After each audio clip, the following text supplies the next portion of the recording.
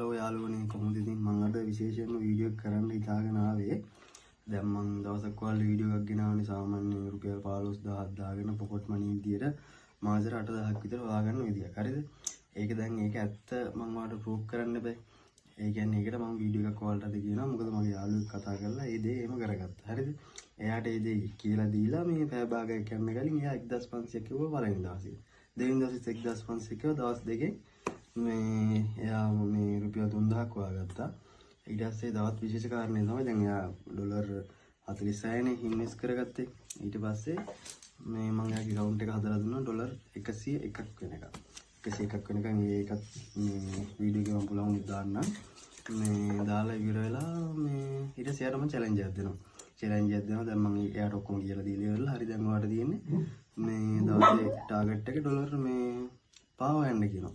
ඊට පස්සේ එකකින් ඩොලර් 5ක් හොයනවා. ඊට පස්සේ දෙවෙනි දවසේ බලද්දි මේ එයා මට ස්ක්‍රීන්ෂොට් එකක් දාලා පෙන්නනවා. මේ අදත් මම හෙව්වා වැඩි හරි ගියා.